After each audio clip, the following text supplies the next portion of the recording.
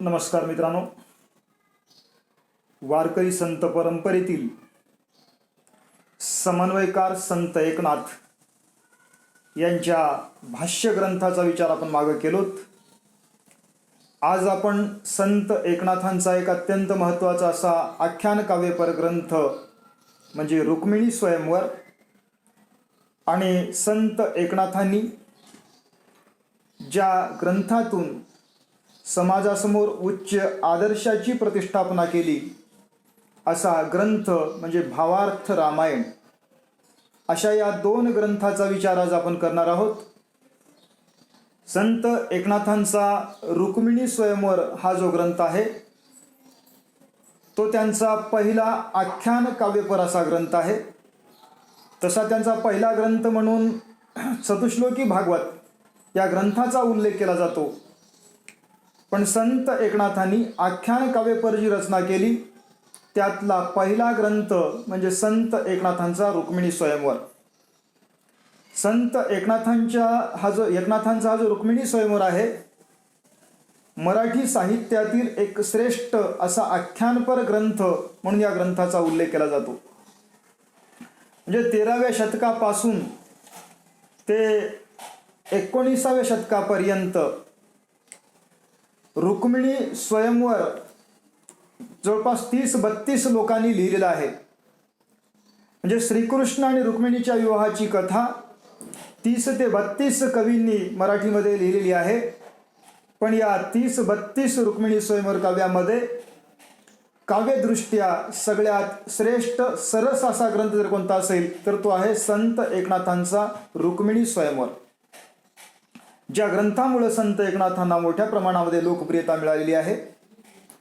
हा रुक्मिणी स्वयंवर जो ग्रंथ आहे तो भागवताच्या दशम स्कंदातील 144व्या श्लोकामध्ये जी कथा आलेली आहे श्रीकृष्ण रुक्मिणी विवाहाची, ती कथा या ठिकाणी संत एकनाथांनी सांगितलेली आहे. आणि हा जो ग्रंथ आहे, हा ग्रंथ संत एकनाथांनी इसवी सन 1771 साली लिहिलेला आहे. या ग्रंथाचं लेखनही काशी येथे झालेलं आहे. म्हणजे भागवताच्या लेखनाच्या निमित्तानं संत एकनाथ काशी या ठिकाणी वास्तव्याला होते काही काळ, आणि त्याच दरम्यान संत एकनाथांनी रुक्मिणी स्वयंवर हा ग्रंथ लिहिलेला आहे. या ग्रंथाची अध्याय संख्या आहे 18 आणि ओवी संख्या आहे 1711. हा ग्रंथ 3 भागामध्ये विभागलेला आहे.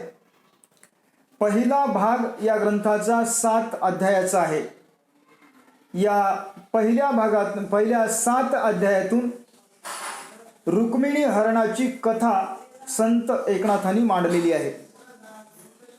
म्हणजे हे पहिले जे 7 अध्याय आहेत त्यामध्ये रुक्मिणी हरणाची कथा आलेली आहे. आणि पुढचा दुसरा जो भाग आहे तो 8 ते 13 या 5 अध्यायाचा असून त्यामध्ये युद्ध वर्णन आलेलं आहे. म्हणजे त्यामध्ये शिशुपालासोबत केलेलं युद्ध, रुक्मिणीसोबत केलेलं युद्ध श्रीकृष्णानं या 5 अध्यायामध्ये आलेला आहे. आणि तिसरा जो भाग आहे तोही 5 अध्यायाचा आहे. ते म्हणजे 14 ते 18 अध्याय. या ग्रंथातील 14 ते 18 अध्यायाचा 5 अध्यायाचा हा शेवटचा भाग. यामध्ये श्रीकृष्ण रुक्मिणी विवाहाचं वर्णन आलेलं आहे. तर मित्रांनो, अशा प्रकारे हा ग्रंथ 18 अध्यायाचा असून 1711 ओवींचा आहे. हा ग्रंथ म्हणजे भागवताच्या दशमस्कंदातील 144व्या श्लोकामध्ये जी कथा आलेली आहे त्या कथेचं वर्णन या ग्रंथामध्ये करण्यात आलेलं आहे. मराठीमध्ये जे 30-32 श्रीकृष्ण रुक्मिणी विवाहापर कथा सांगण्यात आलेल्या आहेत किंवा आख्यान काव्य आहेत, त्यातला सगळ्यात श्रेष्ठ जर ग्रंथ कोणता असेल तर तो संत एकनाथांचा आहे. जरी त्यांनी भागवतातील कथा निवडली असली किंवा त्यांच्यासमोर महानुभावांचं आख्यान काव्य असेल तरी संत एकनाथांनी स्वतःच्या प्रतिभेच्या बळावर ही कथा या ठिकाणी फुलवलेली आहे, ही कथा सजवलेली आहे. या ग्रंथातून संत एकनाथांचा स्वतंत्र कल्पनाविलास आपल्याला पाहायला मिळतो. आणि हा ग्रंथ 3 भागात आहे. पहिल्या 7 अध्यायामध्ये रुक्मिणी हरण कथा आणि 8 ते 13 या 5 अध्यायामध्ये युद्ध वर्णन आणि त्यानंतर 14 ते 18 या 5 अध्यायामध्ये म्हणजे तिसऱ्या भागामध्ये श्रीकृष्ण आणि रुक्मिणी यांच्या विवाहाची कथा आलेली आहे. आणि ह्या ग्रंथाचे विशेष काय आहेत तर मित्रांनो, या ग्रंथाच्या विशेषाचा जेव्हा आपण विचार करतो, हा ग्रंथ रूपकात्मक आहे. संत एकनाथांना या आख्यान काव्यातून आध्यात्मिक संदेश द्यायचा होता. जीव शिव ऐक्याचा सिद्धांतच लोकमनामध्ये रुजवायचा होता. म्हणून हा ग्रंथ रूपकात्मक पद्धतीने त्यांनी लिहिलेला आहे. या ग्रंथामध्ये रूपक अलंकाराचा वापर संत एकनाथांनी मोठ्या प्रमाणात केलेला आहे. तसं संत एकनाथांची समग्र साहित्यसृष्टीच रूपक अलंकारानेच व्यापलेली आहे. रूपक हा संत एकनाथांचा अत्यंत आवडता असा अलंकार आहे. आता रूपक म्हणजे काय? जेव्हा उपमा आणि उपमेय हे एकच आहेत असं वर्णन ज्या ठिकाणी केले जाते त्याला रूपक अलंकार असं म्हणतात. म्हणजे उपमान आणि उपमेय यामध्ये कोणत्याही प्रकारचा भेद नसतो, ते दोन एकच आहेत असं वर्णन ज्या ठिकाणी येते त्याला रूपक अलंकार असं म्हणतात. आणि या ग्रंथामध्ये श्रीकृष्ण आणि रुक्मिणी ह्यांचा विवाह हा लौकिक नसून अलौकिक आहे. यावर हा संदेश संत एकनाथ या ठिकाणी देतात. संत एकनाथ सांगतात म्हणजे श्रीकृष्ण म्हणजे शिव आणि रुक्मिणी म्हणजे जीव, म्हणजे अशा प्रकारे रूपकांचा वापर संत एकनाथांनी या ठिकाणी केलेला आहे. ते या ग्रंथामध्ये सांगतात पहा, ये ग्रंथीचे निरोपण जीवा शिवा होतसे लग्न अर्थ पाहता सावधान समाधान सात्विका. म्हणजे या ग्रंथामध्ये मी कशाचं निरूपण करत आहे? जीव आणि शिवाचं जे लग्न होत आहे त्याचं वर्णन मी करत आहे. म्हणजे रुक्मिणी म्हणजे जीव आणि श्रीकृष्ण म्हणजे शिव. रुक्मिणी आणि श्रीकृष्णाचा विवाह म्हणजे जीवा शिवाचा विवाह आहे. रुक्मिणी आणि श्रीकृष्णाचं मिलन म्हणजे जीवा शिवाचं मिलन आहे. अशा प्रकारचा संदेश, अशा प्रकारचा विचार या ठिकाणी या ग्रंथामध्ये संत एकनाथ मांडतात. म्हणजे या ठिकाणी रुक्मिणीसाठी जीवाचं रूपक वापरतात आणि श्रीकृष्णासाठी शिवाचं रूपक वापरतात. म्हणून ते म्हणतात पहा, ये ग्रंथीचे निरोपण जीवा शिवा होतसे लग्न अर्थ पाहता सावधान समाधान सात्विका. आणि या ग्रंथाचं दुसरं विशेष असं आहे, या ग्रंथामध्ये जी म्हणजे निंदा आलेली आहे ती स्तुतियुक्त आहे. म्हणजे या ठिकाणी पहा, रुक्मिणी काही वेळा श्रीकृष्णावर जरी टीका करत असली, श्रीकृष्णाची निंदा करत असली तरी तिच्या निंदेतही स्तुती दडलेली आहे. अशा प्रकारचा एक वेगळा विशेष या संत एकनाथांच्या रुक्मिणी स्वयंवरामध्ये पाहायला मिळतो. इतर जे 30-32 रुक्मिणी स्वयंवर आहेत त्यामध्ये हे विशेष फारसं पाहायला मिळत नाही. या ठिकाणी पहा, रुक्मिणी जे श्रीकृष्णाचं म्हणजे श्रीकृष्णाची निंदा करते त्यातही त्याची स्तुतीच घडते. ती म्हणते पहा, श्रीकृष्ण भेटत नाही तेव्हा सारखी ती अस्वस्थ होते. आणि त्याचं वर्णन करते वेळेस ती म्हणते पहा, करू जाता उदक पान घोटा सवे आटवे कृष्ण. हा श्रीकृष्ण अस्वस्थ करत आहे, श्रीकृष्ण मनाला त्रास देत आहे. मी पाणी जरी पित असेल तर घोटाला कोण आठवतो? श्रीकृष्ण आठवतो असं रुक्मिणी या ठिकाणी म्हणते. म्हणजे वरवर जरी ती श्रीकृष्णाची निंदा करत असली, आत तिच्या मनातील श्रीकृष्णाबद्दलची आत्मीयता या ठिकाणी व्यक्त होते किंवा श्रीकृष्णाबद्दलचा प्रेमभाव या ठिकाणी पाहायला मिळतो. आणि त्याचबरोबर पहा, या ग्रंथामध्ये विविध रसांचा आविष्कार या ठिकाणी झालेला आहे. आता पहा, उत्तम कलाकृतीमध्ये विविध रसांचा आविष्कार झालेला असतो. या ग्रंथामध्ये पहा, 3 रसाचा प्रामुख्याने आपला आविष्कार पाहायला मिळतो. म्हणजे कृष्ण आणि रुक्मी ह्यांचं जे युद्ध झालं किंवा कृष्ण आणि शिशुपाल यांच्यामध्ये जे युद्ध झालं त्या युद्धातून वीर रसाचं दर्शन या ठिकाणी घडत आहे. आणि त्याचबरोबर पहा, युद्धानंतर जेव्हा रुक्मी पराभूत होतो, पराभूत रुक्मीची अर्धी मिशी काढून, डोक्यावरचे अर्धे केस काढून श्रीकृष्ण त्याची जी फजिती करतात किंवा मेहुणा म्हणून त्याची जी थट्टा करतात, त्यातून विनोद रसाचं दर्शन घडते किंवा विनोद रसाचा आविष्कार या ठिकाणी झालेला आहे. आणि त्याचबरोबर श्रीकृष्ण आणि रुक्मिणी यांच्या विवाह प्रसंगातून नर्म शृंगार रसाचा आविष्कार झालेला आहे. म्हणजे पहा, या रुक्मिणी स्वयंवर या ग्रंथामध्ये 8 रसापैकी 3 रसाचा अत्यंत परिणामकारक असा आविष्कार झालेला आहे. तो म्हणजे वीररस आणि विनोद किंवा हास्यरस आणि नर्मशृंगार रसाचा आविष्कार या ग्रंथामध्ये अत्यंत उत्तम पद्धतीने झालेला आहे. आणि या ग्रंथामध्ये पहा, काल विपर्यास झाल्याचं आपल्याला पाहायला मिळतो. काल विपर्यास म्हणण्यापेक्षा 16व्या शतकातील चाली, रीती, रूढी, परंपरा या ग्रंथातून व्यक्त झालेले आहेत. म्हणजे 16वं शतक रुक्मिणी स्वयंवर या ग्रंथातून प्रतिबिंबित झालेला आहे. म्हणजे एकनाथांचा काळ या ग्रंथातून आपल्याला पाहायला मिळतो. मुळामध्ये हा ग्रंथ म्हणजे एक स्वयंवर काव्य आहे. आता स्वयंवर काव्य किंवा विवाह काव्य म्हटल्यानंतर त्या काळातील चाली, रीती, रूढी, परंपरा ज्या आहेत त्या येतात. पण संत एकनाथांनी मात्र आपल्या काळातल्या चाली, रीती, रूढी, परंपरांचं वर्णन या ठिकाणी ओघानं केलेलं आहे. या ग्रंथामध्ये पहा, 16व्या शतकातील विवाहविषयक चालीरीती आलेल्या आहेत. लग्नामध्ये रुखवत नावाचा जो प्रकार आहे तो 16व्या शतकातला प्रकार आहे. मध्ययुगीन काळातला प्रकार आहे तो या ग्रंथामध्ये आलेला आहे, जो मूळ रुक्मिणी स्वयंवरमध्ये नाही. किंवा सप्तपदी हे 16व्या शतकातील जी रूढी आहे ती याच्यामध्ये आलेली आहे.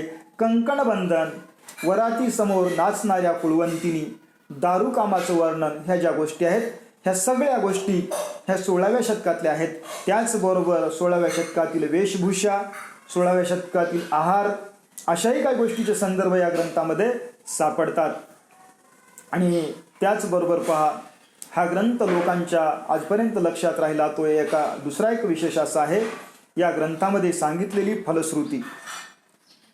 या ग्रंथामध्ये संत एकनाथ हा ग्रंथ लिहिल्यानंतर शेवटी या ग्रंथाची फलश्रुती सांगतात.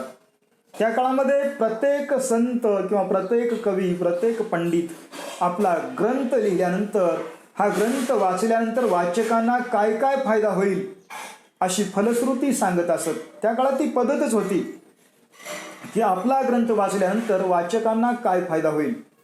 आता या ठिकाणी संत एकनाथ आपलं रुक्मिणी स्वयंवर वाचल्यानंतर वाचकांना त्याचा काय लाभ होईल ते सांगतात. पहा, ते म्हणतात की येथे भीमकीचे पुरले अर्थ, तो हा आदरे वाचता ग्रंथ, श्रोत यांचे मनोरथ कृष्ण समर्थ पुरविल. जेव्हा या ग्रंथामध्ये श्रीकृष्ण रुक्मिणीचा विवाह समारंभ पार पडतो आणि पार पडल्यानंतर म्हणजे रुक्मिणीच्या मनातील सगळ्या इच्छा पूर्ण होतात. म्हणजे रुक्मिणीच्या मनामध्ये जी इच्छा असते की आपला विवाह श्रीकृष्णासोबतच झाला पाहिजे, आणि तिचा भाऊ रुक्मी याच्या मनामध्ये असते की आपल्या बहिणीचा विवाह शिशुपालासोबत करून द्यायचं. यामुळे रुक्मिणीच्या मनामध्ये प्रचंड धाकधूक असते. ती शेवटी श्रीकृष्णाला संदेश पाठवते की तू मला पळून घेऊन जा, आणि तशा पद्धतीनं श्रीकृष्ण रुक्मिणीला पळवतो आणि शेवटी श्रीकृष्ण आणि रुक्मिणी यांचा विवाह समारंभ पार पडतो. म्हणजे रुक्मिणीच्या मनातली इच्छा पूर्ण होते शेवटी. आणि असा हा ग्रंथ, म्हणजे जसं रुक्मिणीच्या मनातली विवाहाची इच्छा पूर्ण झाली, असा हा ग्रंथ जे कोणी आदरानं वाचतील, भक्तीनं वाचतील, श्रद्धेनं वाचतील, त्यांच्या मनातीलही विवाहाची इच्छा पूर्ण होईल किंवा श्रीकृष्ण त्यांची इच्छा पूर्ण करील, असं या ठिकाणी संत एकनाथ सांगतात. म्हणून हा ग्रंथ आपल्याकडं आजपर्यंत विवाह म्हणजे न जमणाऱ्या मुली किंवा विवाहाची इच्छा मनात असणाऱ्या मुली या ग्रंथाचं पारायण करत असत. किंवा कालपौरापर्यंत अनेक मुली म्हणजे विवाह न जमणाऱ्या अनेक मुली रुक्मिणी स्वयंवर या ग्रंथाचं अत्यंत श्रद्धेनं पारायण करत असत. या दृष्टीने हा ग्रंथ लोकप्रिय झालेला आहे, कारण अनेक विवाहिच्छुक मुली या ग्रंथाचं पारायण करत असत. आता ह्या ग्रंथाचं शैली विशेष काय, तर या ग्रंथाची भाषा अत्यंत साधी आहे. कारण संत एकनाथ हे लोकशिक्षक आहेत. त्यांना श्रीकृष्ण रुक्मिणीच्या विवाहाची कथा ही लोकांपर्यंत पोहोचवायची होती. म्हणून ह्या ग्रंथाची भाषा जी आहे ती अत्यंत साधी आहे. 16व्या शतकातील लोकजीवनाचं दर्शन या ग्रंथातून घडते. आणि या रुक्मिणी स्वयंवर या काव्याला किंवा या आख्यान काव्याला अध्यात्माची बैठक असल्यामुळं या ग्रंथाकडं पाहण्याचा दृष्टिकोन एक वेगळा आहे. तर मित्रांनो, अशा प्रकारचा संत एकनाथांचा एक महत्त्वाचा आख्यान काव्यपर ग्रंथ म्हणजे रुक्मिणी स्वयंवर. आता यानंतर आपण जो दुसरा ग्रंथ अभ्यासणार आहोत तो ग्रंथ आहे भावार्थ रामायण. संत एकनाथांचा सगळ्यात लोकप्रिय जर ग्रंथ कोणता असेल तर तो आहे भावार्थ रामायण. महाराष्ट्रामध्ये खेड्यापाड्यापर्यंत रामकथा जी पोहोचली ती संत एकनाथांच्या भावार्थ रामायणामुळं.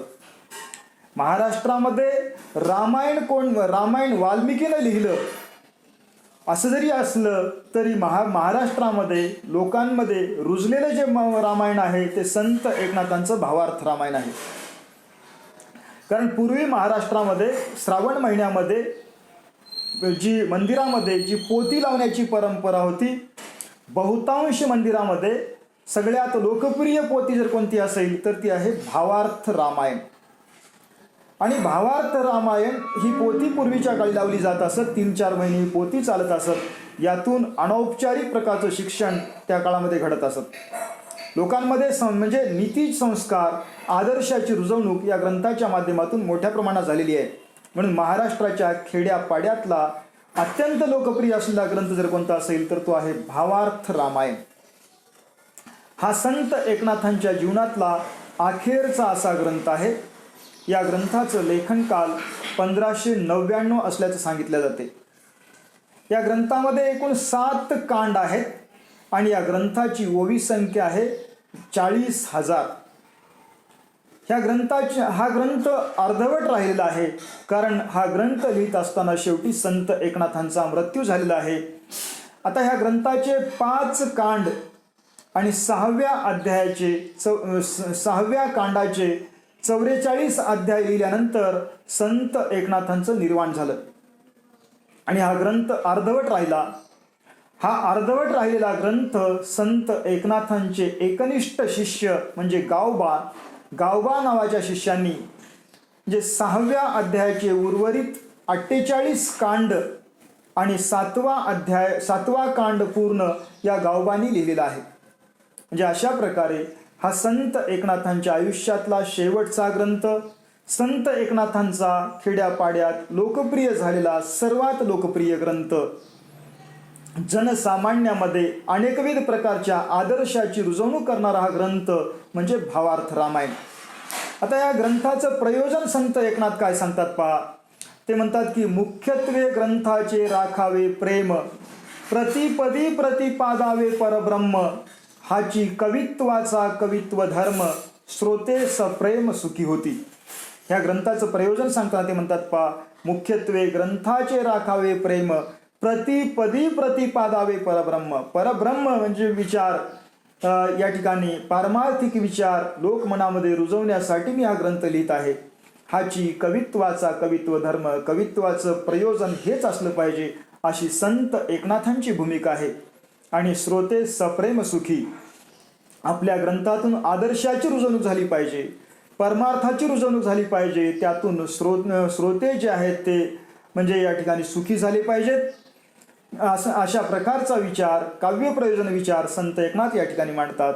संत एकनाथांच्या या भावार्थ रामायणामधील ही जी ओवी आहे त्या ओवीतून संत एकनाथ आपला काव्य प्रयोजन या ठिकाणी मांडलेलं आहे किंवा कवित्वाचं प्रयोजन काय असावं त्याबद्दलचा संत एकनाथांचा दृष्टिकोन या ओवीतून प्रकट झालेला आहे. आता पहा, संत एकनाथांच्या या ग्रंथाचे विशेष पाहायचं झालं तर याही ग्रंथामध्ये म्हणजे ज्याप्रमाणे रुक्मिणी स्वयंवर या ग्रंथामध्ये रूपकात्मकता पाहायला मिळते, त्याचप्रमाणे संत एकनाथांच्या भावार्थ रामायण याही ग्रंथामध्ये आध्यात्मिक रूपके मोठ्या प्रमाणात आलेली आहेत. आता ती आध्यात्मिक रूपके कशी आलेली आहेत पहा, तर त्या ठिकाणी आपल्याला असं पाहायला मिळते. ते असं सांगतात, दशरथ म्हणजे दशेंद्रिय, कौसल्या ही सदविद्या, कैकई ही अविद्या, दासी मंतरा म्हणजे कुविद्या, आत्मप्रबोध म्हणजे लक्ष्मण, भावार्थ म्हणजे भरत, आनंद विग्रही पूर्ण म्हणजे श्रीराम, विश्वामित्र म्हणजे विवेक आणि वसिष्ठ म्हणजे विचार. म्हणजे अशा प्रकारे या रामायणातील प्रत्येक पात्र रूपकात्मक पद्धतीनं संत एकनाथांनी उभं केलेलं आहे. प्रत्येक पात्रासाठी का रूपकाचा वापर केलेला आहे किंवा रूपकात्मक पात्रचित्रण संत एकनाथांनी केलेलं आहे. म्हणून समर्पक आध्यात्मिक रूपके हे एक या भावार्थ रामायण या ग्रंथाचं महत्त्वाचं विशेष आहे. आणि त्याचबरोबर संत एकनाथांच्या याही ग्रंथामध्ये समकालीन समाजाचं दर्शन घडते. ज्याप्रमाणे रुक्मिणी स्वयंवर या ग्रंथामध्ये समकालीन समाजातील चालीरीती रूढी परंपरा पाहायला मिळतात, त्याचप्रमाणे या ग्रंथामध्ये समकालीन समाजाचं दर्शन घडते किंवा सामाजिक वास्तवाचं दर्शन घडते. हा ग्रंथ जरी भावार्थ रामायण असेल, या ग्रंथामध्ये जरी संत एकनाथांनी म्हणजे रामकथा सांगितली असेल, तरीही या ग्रंथामध्ये समकालीन समाज दर्शन घडते. संत एकनाथांनी हा ग्रंथ अत्यंत अभ्यासपूर्ण पद्धतीने लिहिलेला आहे. जवळपास 40 रामायणांचा आदर्श डोळ्यासमोर ठेवून, एकनाथांच्या पूर्वी विविध प्रकारचे जे रामायण लिहिले, अशा 40 रामायणांचा आदर्श डोळ्यासमोर ठेवून संत एकनाथांनी हा ग्रंथ लिहिलेला आहे. आता ह्या जरी या ग्रंथामध्ये रामकथा असली, रामायण जरी हे ग्रंथ म्हणजे हा ग्रंथ जरी रामायण असला, तरी या ग्रंथामध्ये संत एकनाथांनी 16व्या शतकातील सामाजिक वास्तवाचं चित्रण केलेलं आहे. म्हणजे 16वा शतक हा कशा प्रकारे अधपतित झालेला होता त्याचं दर्शन या ग्रंथातून घडते. म्हणजे इस्लामी साम्राज्यात समाजाचं अधपतन कशा प्रकारे वाढलेलं होतं. 16वा शतक म्हणजे सगळीकडं इस्लामी साम्राज्याचा ऐन मध्यानाचा शतक आहे. आणि अशा काळामध्ये समाजाचं अधपतन कशा प्रकारे झालेलं होतं त्याचं वर्णन या ठिकाणी संत एकनाथ करतात. 16व्या शतकाचं दर्शन घडवणे संत एकनाथांचा हेतू नाही, पण ओघानं ते आपल्या काळातील विदारक सामाजिक वास्तवाचं ते चित्रण करतात. आता या ठिकाणी ते सांगतात पहा की समाजामधले अहंकारी ब्राह्मण, कर्तृत्वहीन क्षत्रिय, ढोंगी संन्याशी, लबाड व्यापारी आणि दाढीवाले राक्षस, अत्याचारी राजकर्ते. आता पहा समाजामध्ये अहंकारी ब्राह्मण. आता रावणाच्या लंकेचं वर्णन करत असताना, म्हणजे रावणाची जी लंका आहे त्याचं वर्णन करत असताना आपल्या काळातील अधपतित सामाजिक वास्तवाचं दर्शन संत एकनाथ घडवतात. हे सगळं जे वर्णन आहे हे वर्णन रावणाच्या लंकेबद्दलचं करताना ते म्हणतात, रावणाच्या लंकेमध्ये अहंकारी ब्राह्मण होते, कर्तृत्वहीन क्षत्रिय होते, केवळ नुसता बडेजावपणा मिरवणारे, मोठमोठ्या बाता मारणारे कर्तृत्वहीन क्षत्रिय त्या रावणाच्या लंकेमध्ये होते. रावणाच्या लंकेमध्ये ढोंगी संन्याशी होते, लबाड व्यापारी होते आणि त्या काळामध्ये जे राक्षस होते ज्यांच्या विरोधामध्ये रामाने युद्ध केलं ते राक्षस दाढीवाले होते. आता दाढीवाले राक्षस होते का? दाढीवाले राक्षस नव्हते मुळामध्ये.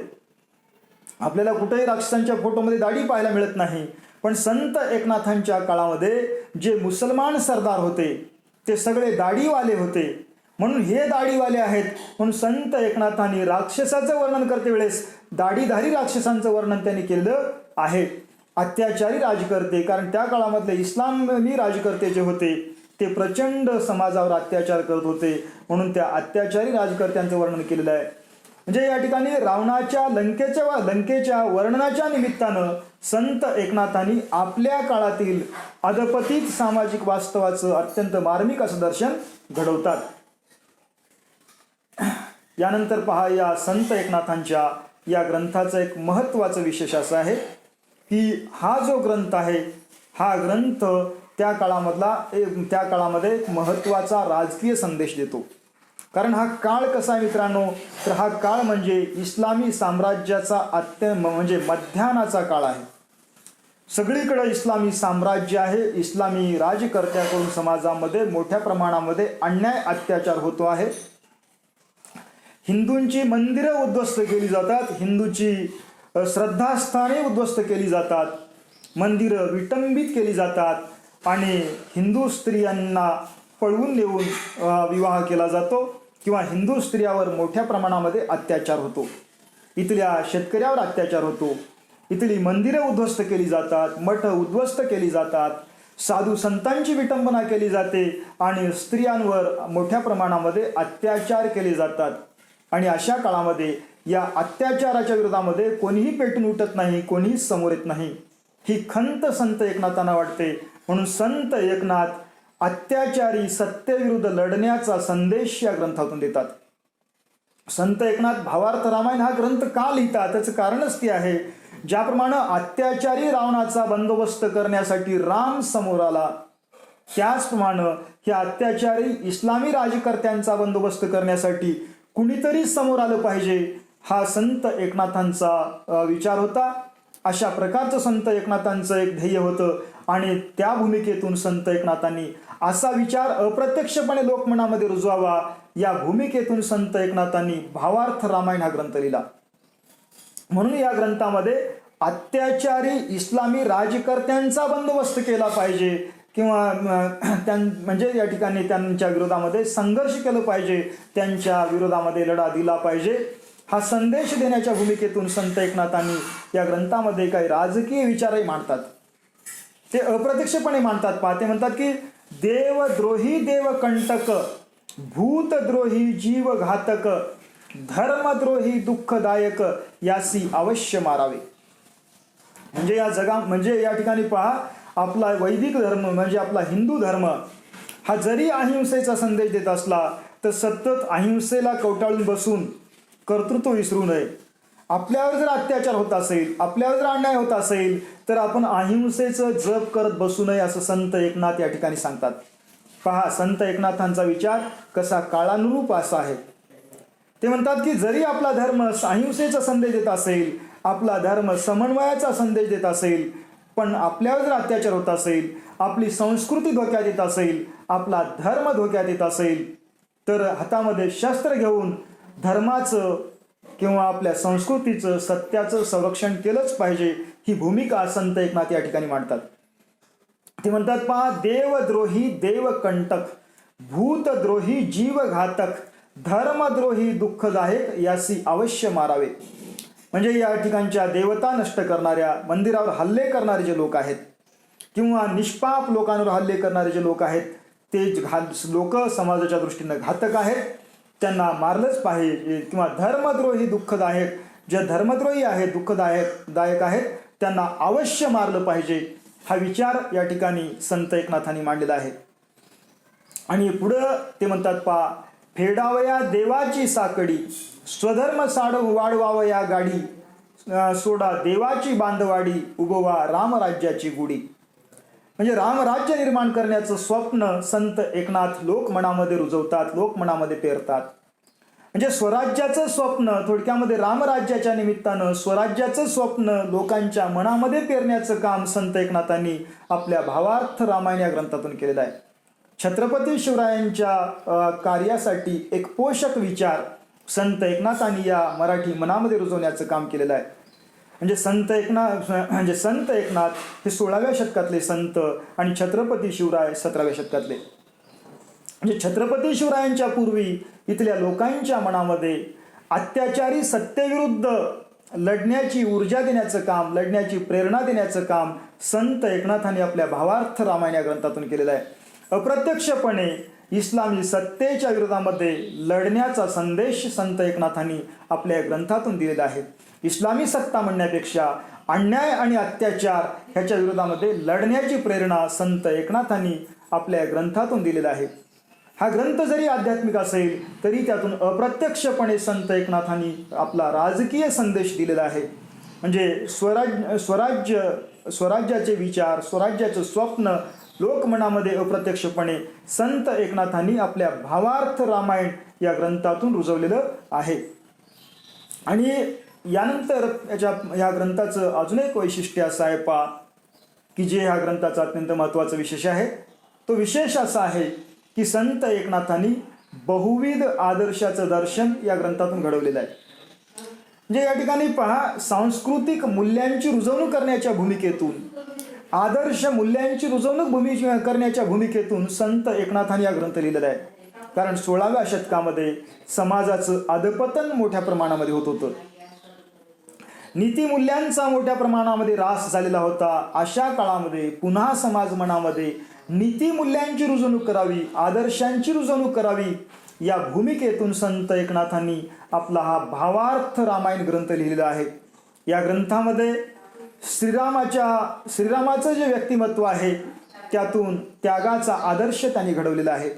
पहा, म्हणजे वडिलांनी त्यांच्या सावत्राईला दिलेलं वचन, त्यासाठी श्रीराम जे 14 वर्ष वनवासाला जायला तयार होतात, राज्याचा त्याग करतात, यातून त्यागाचा आदर्श. किंवा आपला भाऊ वनवासात निघाला म्हणून लक्ष्मण स्वतः वनवासाला निघतो श्रीरामासोबत. नुकतंच विवाह करून आलेली म्हणजे सीता, ती देखील आपल्या पतीसोबत वनवासाला निघते. म्हणजे पहा, एक आदर्श पत्नी काय असते हे आपल्याला या ठिकाणी पाहायला मिळते. एक आदर्श भाऊ काय असतो हे आपल्याला पाहायला मिळते. म्हणजे या ठिकाणी पहा, त्यागाचा आदर्श या ग्रंथामध्ये पाहायला मिळतो. आणि त्याचबरोबर पहा, या म्हणजे भरत ज्याच्यासाठी रामाला वनवासात जावं लागलं, तो देखील त्या गादीचा त्याग करायला तयार होतो. म्हणजे आपल्या पतीसोबत 14 वर्ष वनवासाला जाणारी सीता, बापाच्या वचनाखातर 14 वर्ष वनवासाला जाणारा राम किंवा गादीचा त्याग करणारा श्रीराम, आणि त्याचबरोबर म्हणजे या ठिकाणी भावावर नितांत प्रेम करणारा, भावासाठी वनवासाला जाणारा लक्ष्मण, भावासाठी गादीचा त्याग करायला तयार होणारा भरत. म्हणजे अशा प्रकारे या ग्रंथामध्ये त्यागाचा आदर्श हा मोठ्या प्रमाणामध्ये आहे.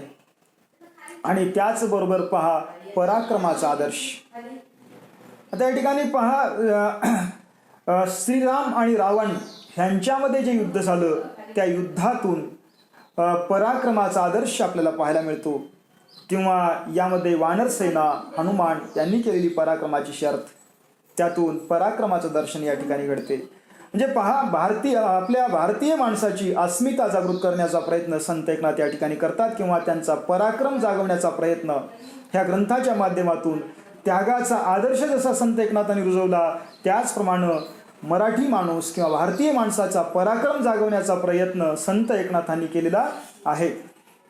त्याचबरोबर या ग्रंथातून समर्पणशीलतेचं दर्शन घडते आणि सहिष्णुतेचंही दर्शन या ग्रंथातून घडते. याचबरोबर शील, सत्यनिष्ठा अशा आदर्शांची रुजवणूक संत एकनाथांनी आपल्या भावार्थ रामायण या ग्रंथातून केलेली आहे. तर अशा प्रकारे सांस्कृतिक मूल्यांचं संवर्धन करण्याचा प्रयत्न किंवा उच्च सांस्कृतिक मूल्य लोकमनामध्ये रुजवण्याचा प्रयत्न संत एकनाथांनी या ग्रंथातून केलेला आहे. आणि हा ग्रंथ खेड्यापाड्यामध्ये पोती लावण्याची जी परंपरा आहे, त्यातून ह्या ग्रंथातील विचार महाराष्ट्रातील लोकमनामध्ये खूप मोठ्या प्रमाणामध्ये रुजलेले आहेत. तर अशा प्रकारे संत एकनाथांचा एक हा महत्त्वाचा ग्रंथ म्हणजे भावार्थ रामायण. तर अशा प्रकारे मित्रांनो, संत एकनाथांचे 2 ग्रंथ आज आपण अभ्यासलोत.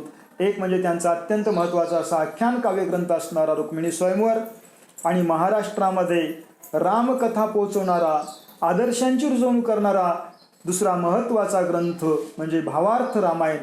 असे 2 ग्रंथ आपण या ठिकाणी अभ्यासलो. तर या ठिकाणी आपण थांबू मित्रांनो. धन्यवाद.